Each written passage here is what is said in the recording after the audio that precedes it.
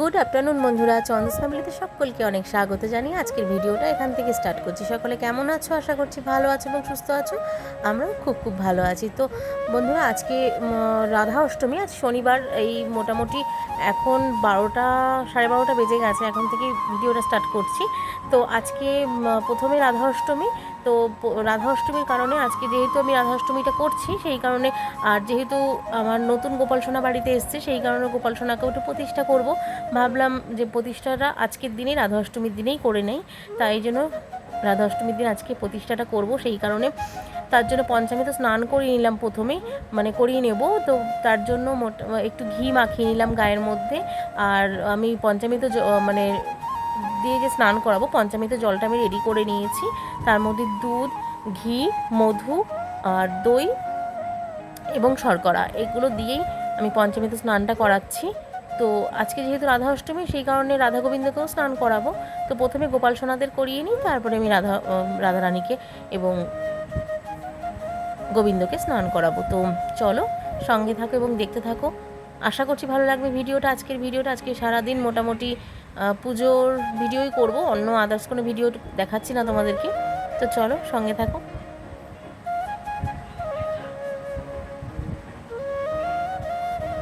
তো আজকে যেহেতু প্রথম গোপাল সোনাকে স্নান করাচ্ছি, নতুন গোপাল সোনাকে, সেই কারণে সুন্দরভাবে আমি এমনিতেও তোমাদেরকে দেখিয়েছি অনেক সময় বন্ধুরা, যে দেখেছো যে আমি যখন গোপালকে স্নান করাতাম, ছোট গোপু সোনাকেও যখন স্নান করাতাম, আমি কিন্তু তখন আমি সবসময় কিন্তু সুন্দর করে গায়ে ভালো করে সমস্তটাই ডোলে সুন্দর পরিষ্কার করে স্নান করাতাম।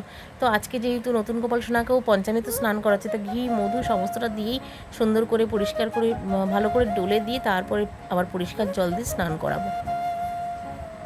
আর পরিষ্কার জলের মধ্যে দিয়েছি অগরু আর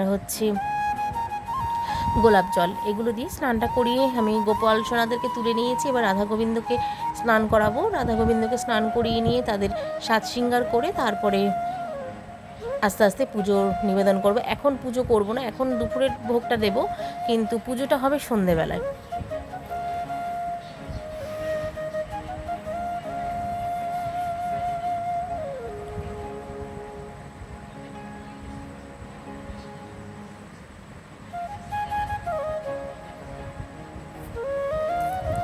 তো বন্ধুরা, এইভাবেই ভিডিওগুলো ছাড়ছি। মোটামুটি দেখেছো যে এর আগে আমি আমার দাদার, তো পরপর আমি ভিডিও খুব একটা ভিডিও করছি, কিন্তু ভিডিওগুলো ছাড়তে পারছি না একটু সমস্যার কারণে, নেটেরও সমস্যা। সেসব কারণেই আমি আর ভিডিওগুলো আপলোড করতে পারছি না। তো সেই কারণে আর ভিডিও আপলোড করা হয়নি। লাস্ট আমি দেখিয়েছিলাম আমার ভাইজির বেবি শাওয়ারটা গেছিলো, তো বেবি শাওয়ারটা হয়ে যাওয়ার পর থেকেও আমি ভিডিও করেছি, কিন্তু সেগুলো আমি আপলোড করতে পারিনি। তো এই আজকে আবার ভাবলাম যে ভিডিওটা আপলোড করি। তো আজকে এইটাই রাধা অষ্টমীর দিনের ভিডিওটা দেখো, তারপরে আবার পরপর ভিডিও আসতে থাকবে।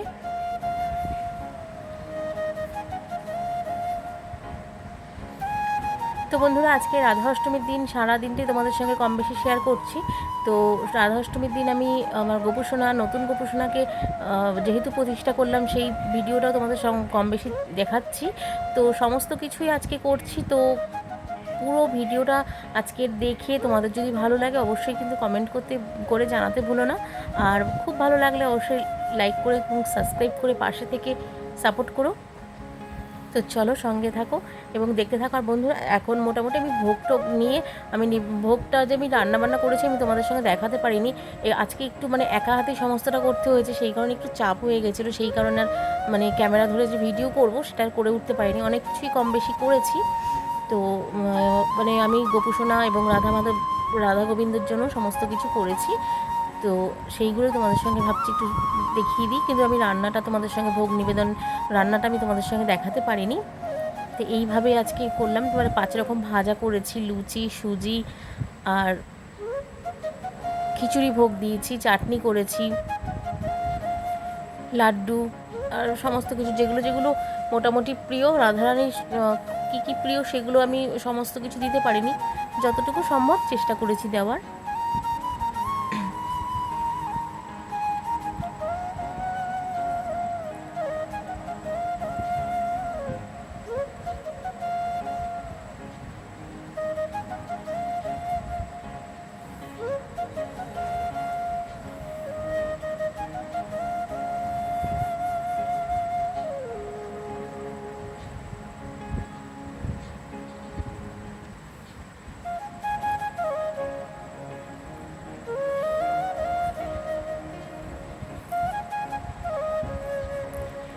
দেখো এখন আবার আমার ছোট্ট মনা কি করছে, গোপালের সঙ্গে একটু